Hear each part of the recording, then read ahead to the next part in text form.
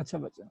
तो हम इसको कैसे कैसे और अप्लाई कर सकते हैं या कैसे कैसे देख सकते हैं?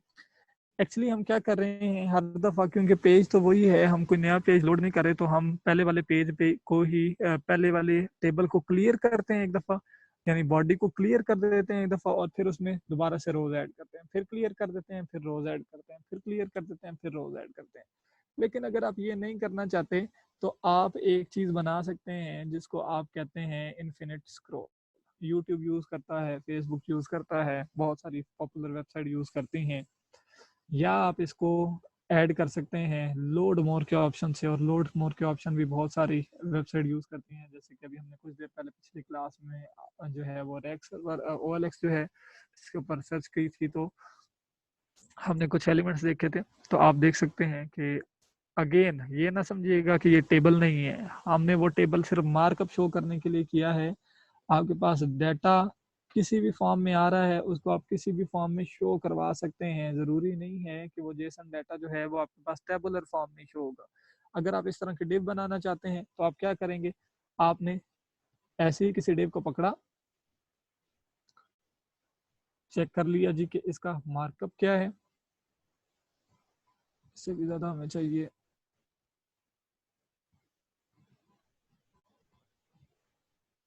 तो ये मेरे ख्याल में 2 डिव्स आंसर लगी हुई है, क्या है, चलो देखते हैं। फिगर है ये जी, ये ए टैग है और ये लिस्ट आइटम है। तो आप ये देख सकते हैं कि ये लिस्ट आइटम के तौर पे ये पूरी एक लिस्ट बनी हुई है, और हर लिस्ट आइटम जो है वो एक डिव को रिप्रेजेंट कर रहा है, और हर डिव के अंदर ये पूरा जो चीज़ें बनी हुई हैं। तो आप इसी तरह ये चीज़ें निकाल के उसके इमेज का पाथ जो है वो शो कर सकते हैं। फॉर एग्जांपल जैसे ये इमेज का पाथ है वो शो कर सकते हैं। इसी तरह आप उसका फिगर कैप्शन शो कर सकते हैं। इसी तरह डिव है तो इसमें उसकी आपने ये प्राइस शो की हुई है, ये किसी स्पैन टैग में यूज़ कर सकते हैं, सेल प्राइस यूज़ कर सकते हैं। इसी तरह ये जो नीचे उसकी लोकेशन दी हुई है उसको यूटिलाइज कर सकते हैं।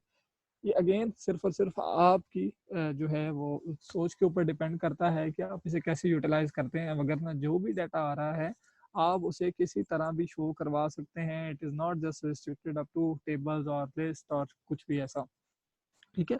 आप उसको किसी भी तरीके से शो करवा सकते हैं, लेकिन टेबल या लिस्ट आइटम इसलिए शो करवाते हैं कि ये ज़रा ज़्यादा आसान है, इनको व्यू करवाना ज़्यादा आसान है। लेकिन आप डिव बाय डिव भी करवा सकते हैं, इसमें कोई रिस्ट्रिक्शन नहीं है।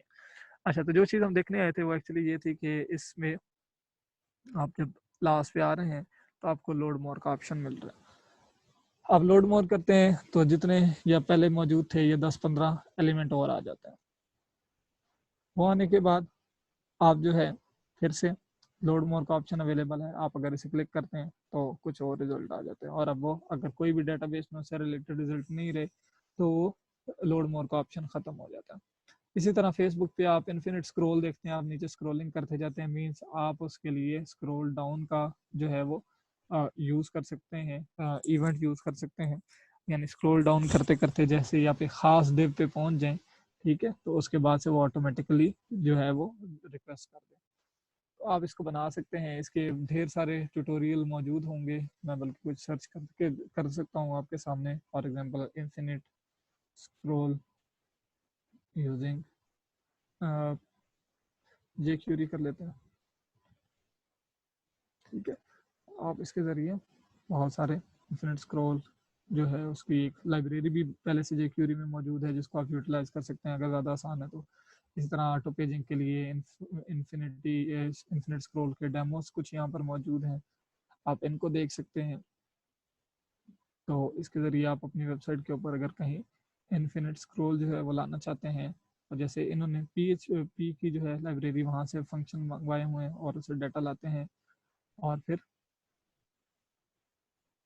शो कर देते हैं। इसी तरह ये जे क्यूरी से भी ये किया जा सकता है। तो ये ग्रिड को किसी ग्रिड के ऊपर इन्होंने इन्फिनिट स्क्रॉल जो है उसको यूटिलाइज कर दिया, ठीक है। आप इस तरीके से जो है वो अपनी चीज़ें जो हैं वो यूटिलाइज कर सकते हैं। यहाँ पर विंडो डॉट स्क्रोल का ये जैसे यानी विंडो के ऊपर स्क्रोल का फंक्शन अप्लाई होगा, तो उस तरीके से ये एक एजेक्स रिक्वेस्ट कर रहा है और जो चीज़ें आएंगी उनको शो करवा देगा। इमेजेस के ज़रिए इन्होंने स्क्रॉल करके दिखाया, तो ढेर सारे जो हैं वो ऑप्शंस ऑलवेज आपके पास अवेलेबल हैं जिसको आप यूटिलाइज कर सकते हैं अपने पेज पर। तो अगर हम अपने ही इस पेज को देखें तो इस पेज को भी हम बड़ी आसानी से कन्वर्ट कर सकते हैं इन्फिनिट स्क्रॉल में।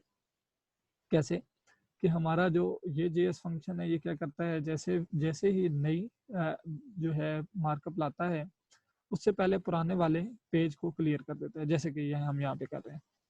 ठीक है, पहली दफ़ा तो पूरा मिल गया पेज, दूसरी दफ़ा हम इसको क्लियर करते हैं। तो अगर हम ये क्लियर करना ख़त्म कर देते हैं इसको यहाँ से, और अब अगर हम अपने पेज को देखें तो पहले पे क्लिक करने पे हमें पहले 5 एलिमेंट मिले, दूसरे पे क्लिक करने पे हमें उससे अगले एलिमेंट मिल गए। फिर पहले पे क्लिक करेंगे फिर हमें पहले वाले एलिमेंट मिल जाएंगे क्योंकि वो डाटा तो वही ला रहा है। और फिर दूसरे पे क्लिक करने पे दूसरे वाले भी मिल जाएंगे। फिर अगर पहले पे अगर हम ये दूसरे पे दो दो दफ़ा क्लिक कर देते हैं तो ये हमें डबल डबल टाइम वही डाटा सेंड कर सकता है। तो आप ये चीज़ यहाँ पर लोड मोर का बटन कुछ इस तरीके से बना सकते हैं। मीन्स वहाँ पे आप ये पेजिनेशन के नंबर नहीं देंगे बल्कि एक ही बटन बना देंगे लोड मोर का, जो क्या करेगा 10 एंट्रीज और लेता आएगा और पिछली वाले को स्किप करता जाएगा, 10 एंट्रीज और लेके आएगा और पिछली वाले को स्किप करता जाएगा। ये याद रखिएगा कि आपको उसके लिए किसी न किसी वेरिएबल में इस टाइम तक के स्किप करदा एलिमेंट याद हो। ठीक है, वो कहीं ना कहीं स्टोर हो ताकि उनको यूटिलाइज करके डेटाबेस में से उससे आगे वाले एलिमेंट जो है वो लेके आए। ठीक है, तो इसको हम वापस रीसेट कर देते हैं ताकि हमारा जो इन्फिनिट स्क्रॉल है सो कॉल्ड वो ख़त्म हो जाए। तो इस तरीके से बच्चे आप एजेक्स को यूज़ कर सकते हैं। अगेन अगर मैं एक और फंक्शनलिटी जो है वो डिस्कस कर लें, आप डिलीट कर रहे हैं तो डिलीट के लिए यहाँ पर हमने क्या किया है, डिलीट के लिए जैसे ही फंक्शन कॉल होता है तो वो एक ख़ास यूआरएल पे जाता है, वहाँ पे जाके उसे डिलीट करके वापस आ जाता है, जैसे भी हमने शुरू में कुछ रिकॉर्ड को डिलीट किया है। तो ये काम भी आप पेज को रीलोड किए बगैर कर सकते हैं। कैसे कि इस पे क्लिक करने पे एक्चुअली तो क्या होता है, ये इस पेज पे रिक्वेस्ट ही करता है और जो रिस्पांस आता है उसकी बेसिस के ऊपर यहाँ पर मैसेज शो कर देता है। तो हम क्या कर सकते हैं कि एक एजेक्स रिक्वेस्ट कर दें इस पे क्लिक करने पे। ठीक है, फॉर एग्जांपल इसको डिलीट बटन या BTN डिलीट का नाम दे दें सेंकर को, और फिर BTN डिलीट को jQuery में सिलेक्ट कर लें कुछ ऐसे से। जैसे कि ये पेज लिंक को कर रहे हैं तो हम क्या कर लें, इसको डॉट BTN डेल कि जब भी इसके ऊपर क्लिक किया जाएगा, ठीक है, तो एक फंक्शन कॉल होगा। उस फंक्शन में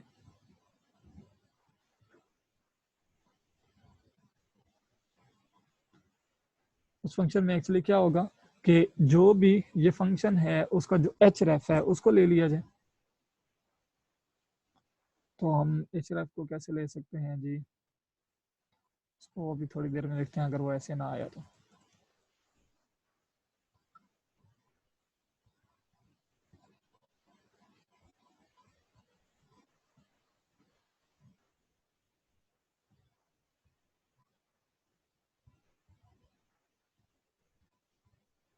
इसको हम एक्चुअली यूआरएल के तौर पे स्टोर करवा लेते हैं और हम इसको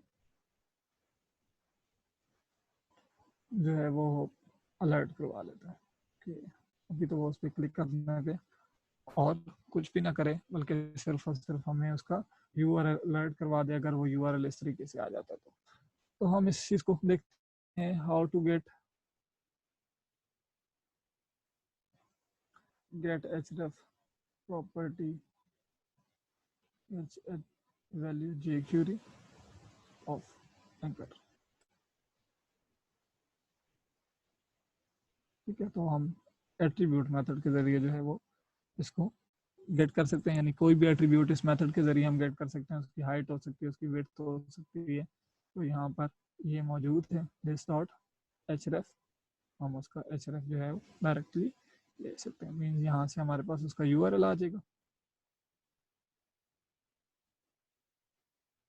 तो ये हमने उसका यूआरएल सेलेक्ट कर लिया कि जैसे ही ये इस यूआरएल पे क्लिक करेगा तो ऑटोमेटिकली वो वहाँ पर क्लिक कर देगा और उसकी बेसिस के ऊपर ये सेट हो जाएगा। तो यहाँ भी डिलीट नहीं कर रहे हैं हम उसे। तो हम अपने पेज पे वापस चलते हैं। पेज को अगर देखें तो अभी भी हमारे पास, क्योंकि डिलीट तो उसी की बेसिस के ऊपर होना है, लेकिन वो हमें उसका यूआरएल जरूर प्रिंट करवा के दिखाएगा। तो हम लास्ट वाले पे जाके इसी को डिलीट करते हैं 20 को। तो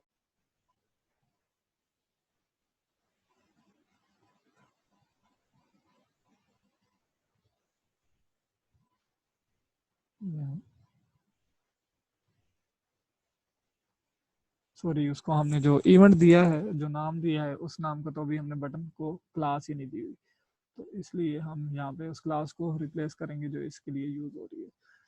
तो इसके लिए अगर कोई क्लास यूज हो रही है, क्लास मटेरियल आइकन ही यूज हो रही है, अलावा href उसकी क्लास व्यू ही है, उसकी क्लास एडिट है, और डिलीट के लिए क्लास डिलीट है। क्या ये क्या अजीब सा है? ये जी इसकी क्लास डिलीट है, तो हम डिलीट जो है उसको यूज कर लेंगे। तो हम इसको btn डिलीट रख लेते हैं इसका नाम, ताकि हम इसके ज़रिए उसको आसानी से एक्सेस कर सकें। और दूसरी चीज़ जी कि बजाय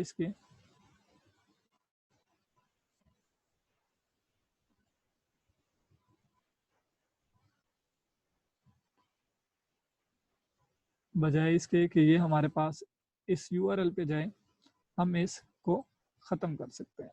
ठीक है, ताकि वो इस यूआरएल के ऊपर डायरेक्ट रिक्वेस्ट ना कर दिए करे, क्योंकि इस पे रिक्वेस्ट होने से वो तो ऑटोमेटिकली डिलीट हो जाएगा और पेज भी रिफ्रेश हो जाएगा। तो हम इस चीज़ को ख़त्म कर देते हैं। और एक चीज़ और ऐड कर देते हैं, इस पर एक स्टाइल ऐड कर देते हैं, ताकि इसकी जो हमारे पास मौजूद है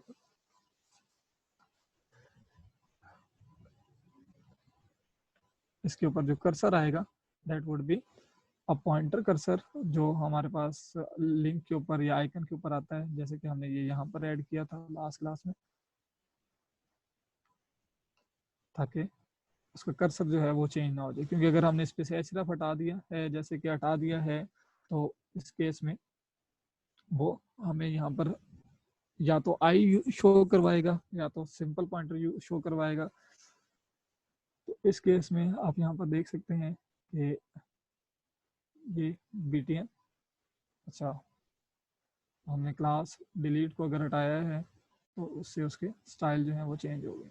तो हमें स्टाइल को कीप अप रखने के लिए btn डिलीट के बजाय डिलीट ही क्लास यूज कर लेते हैं। सर काफ़ी है आज के लिए। जी जी बच्चे काफ़ी है, ये तो एक्स्ट्रा चल रहा है वैसे। इस तरह ये बता रहा हूँ कि आप इस तरह से एजेक्स के लिए बहुत सारी चीज़ें यूज़ कर सकते हैं। फॉर एग्जांपल अब मैंने इस डिलीट को क्लिक किया है। सर एक्स्ट्रा के कागज समझ नहीं आ रहे। अच्छा चलो ठीक है। तो आप थैंक यू एक्चुअली सर। कहने का मकसद ये है कि आप उस डिलीट फंक्शन के ज़रिए जो है वो बहुत सारे काम कर सकते हैं। जैसे कि मैं इसको ऑन लोड के ऊपर ही ऐड अगर कर रहा हूँ तो सर मेरा जो जी जी डिलीट का फंक्शन है सर, वो जब डिलीट करता है तो लेकिन वो कहता है कि नॉट एक्सेस, लेकिन जब पेज को रिफ्रेश करूं तो डाटा डिलीट हो चुका होता है। एक्सेस क्यों नहीं होता बच्चे? पता नहीं सर, कुछ एरर आ रहा है, बाकी सब चल रहा है, ठीक चल रहा है, डिलीट का प्रॉपर नहीं वर्क कर रहा। अच्छा, भेजिएगा कोई फिर जो स्क्रीन है उसको या एरर को। सर गिटहब का दे दें लिंक।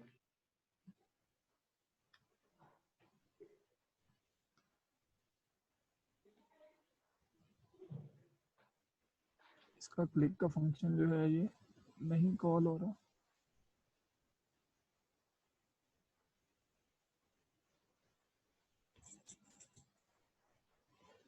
डिलीट ही है क्लास।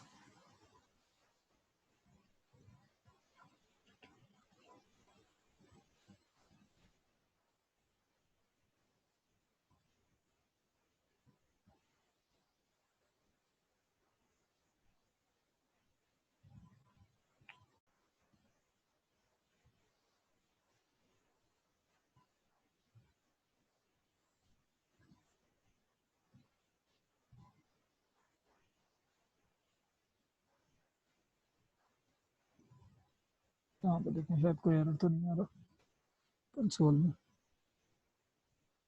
सभी नहीं।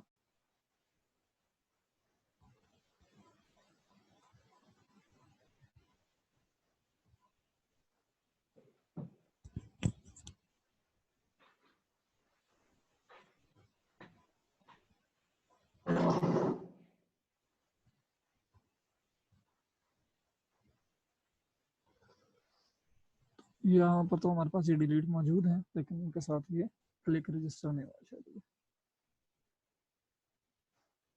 अच्छा अच्छा ठीक है। ये आपके पास जैसे ही स्टूडेंट अपडेट होते हैं तो उसके साथ हमारे पास इनको अपडेट होना चाहिए, यानी स्टूडेंट के अपेंड होने के बाद यहाँ पर वो बार बार चेंज होने की वजह से रेडी होने पर तो ये मौजूद ही नहीं होते। इसलिए जैसे ही स्टूडेंट को अपडेट कर देते हैं तो उसके बाद हमें इनको अपेंड करना चाहिए, सॉरी डिलीट की फंक्शनलिटी को ऐड करना चाहिए। तो ये मौजूद है हमारे पास।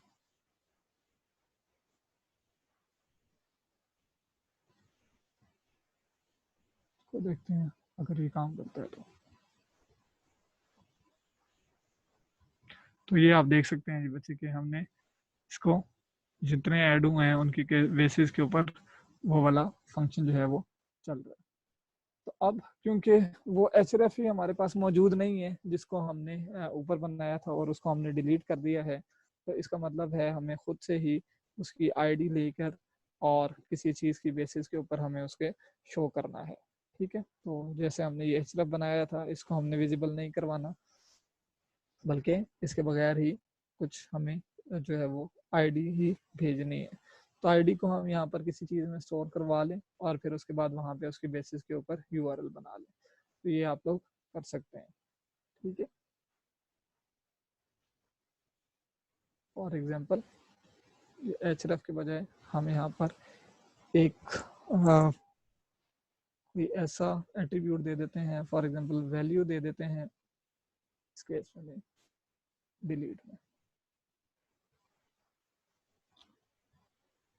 वैल्यू है जिसमें हम स्टूडेंट डिलीट स्टूडेंट आईडी था तो हम स्टूडेंट डिलीट स्टूडेंट आईडी करते हैं, और यहाँ पे जहाँ पे हम href रीड कर रहे हैं इसकी जगह पे हम वैल्यू रीड करते हैं।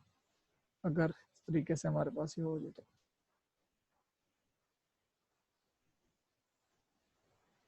तो आप देख सकते हैं अब हमारे पास वो यूआरएल कंप्लीट आना शुरू हो गया है। स्टूडेंट डिलीट ये आईडी, ओके स्टूडेंट डिलीट ये आईडी, ठीक है, और हमारे पास ये आईडी। ठीक है, तो जो जो स्टूडेंट हैं उनकी आईडी से रिलेटेड हमारे पास यूआरएल आ चुके हैं। तो आप अब इस यूआरएल की बेसिस के ऊपर क्या कर सकते हैं, एक गेट की रिक्वेस्ट कर सकते हैं, यानी इस यूआरएल के ऊपर। अगर ये हो जाती है यहाँ पर तो ठीक है, वगरना इसका मतलब यही है कि हमें पूरा पाथ यूज करना पड़ेगा, फॉर एग्जांपल लोकल होस्ट, और फिर उसके बाद इसको अपेंड करना पड़ेगा। तो हम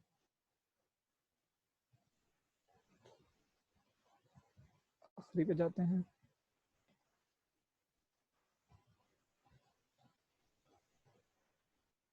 तो ये हमें कहीं पर भी नहीं लेके गया, इसका मतलब ये है कि वो कॉल नहीं होगा। हमें शुरू में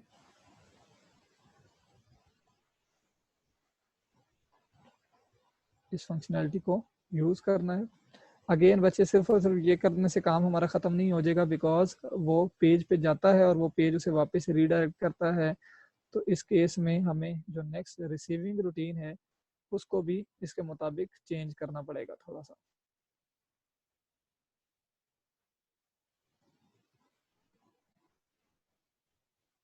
तो हम इसको भी ट्राई कर लेते हैं, अगर ये चल जाता है तो ठीक होगा, वगरना हमें जो रिसीविंग साइड है यानी डिलीट का फंक्शन है वो बजाय के उसे रीडायरेक्ट करने के वो वहीं पर सिर्फ पेज से डिलीट कर दे और जेसन के तौर पे ट्रू या फॉल्स भेज दे। तो ये रिक्वेस्ट इसी वजह से शायद काम नहीं करी कि जो रिसीविंग साइड है वो हमारी इस लिहाज से मौजूद नहीं है। अगर हम नेटवर्क को देखते हैं तो क्या ये देख सकते हैं जी, हम देख सकते हैं जी कि ये रिक्वेस्ट तो जा रही है एक, लेकिन इसका इफेक्ट कोई नहीं हो रहा इस वजह से, क्योंकि शायद बल्कि नहीं, वो डिलीट होती जा रही हैं और हमने वो यहाँ पर चेंज नहीं की जी। ये देखें वो पहले 7 एंट्रीज थी, अब वो 6 रह गई हैं। अगर हम इसी आखिरी को भी अब डिलीट कर देते हैं, वो डिलीट हो रही हैं और हमारे पास उसकी बेसिस पर कोई ट्रू या फॉल्स रिजल्ट आ रहा है। तो अब आप देख सकते हैं कि हमारा एक ही पेज रह गया, हमारी सारी एंट्रीज डिलीट हो गई हैं। तो इसके बाद इसका मतलब है कि ये काम हमारे पास कंप्लीट हो रहा है और ये आपको कोई ना कोई डाटा वापस भेजेगा। तो आपने उस डाटा ट्रू या फॉल्स की बेस के ऊपर अपने इस टेबल में से इस रो को हाइड कर देना है। ठीक है, ये हाइड आपको क्लाइंट साइड के ऊपर ही करना पड़ेगा। इस रो को आईडी के जरिए ये किसी तरीके से आप सिलेक्ट कर लेंगे और फिर उसको आप हाइड कर देंगे।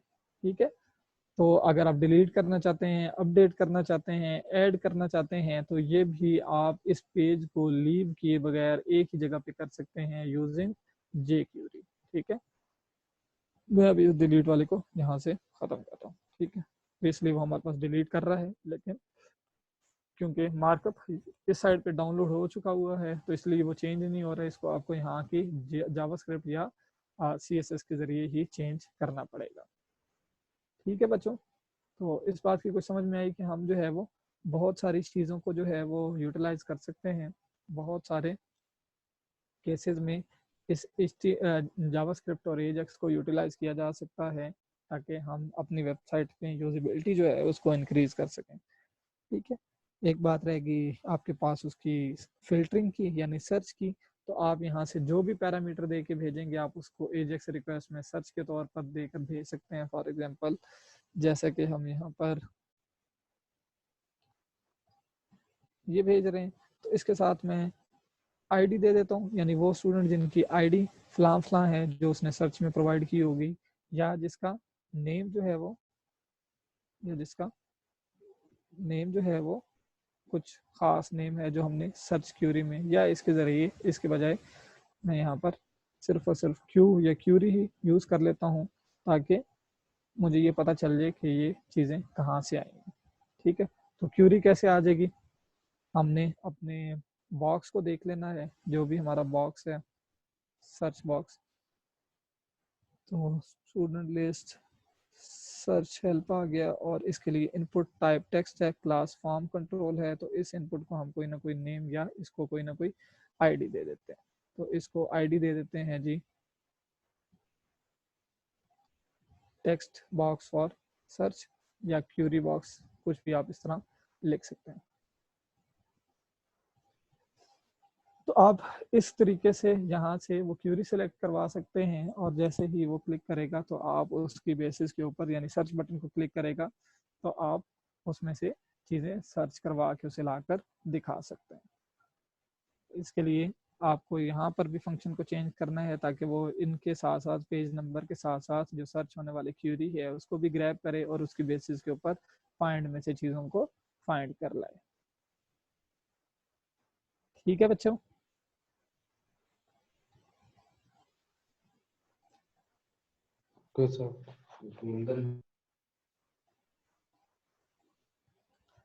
चलें ठीक है फिर, अल्लाह हाफिज़। अल्लाह हाफिज़। सर ये सारे फंक्शंस हमने मस्ट ऐड करने हैं जो भी आप नहीं बच्चे, आप सर ये तो पेजिनेशन देखें, सर एक पेज, जो सर्च वगैरह तो है हमारे पेजेस में, हाँ जी ठीक है। मतलब तो यूजर को सर्च कर रहे हैं। एक पेज की अगर आप बना लेंगे सही तो ये बाकी सारे पेजेस के ऊपर जो है वो ऐड हो जाएगी आसानी से। यानी आपको सिर्फ और सिर्फ उन, क्योंकि डेटा टेबल अगर आप एक ही फॉर्मेट का बना रहे हैं तो आप उसको बड़ी आसानी से जी सर। यूटिलाइज कर सकते हैं एक से ज़्यादा जगह पे। जी बच्चे अटेंडेंस बता दें जी। 59 सर। 59 33 की तो हो गई है शुरू में, जो बाद में आए हैं बच्चों तो हो गई है भाई।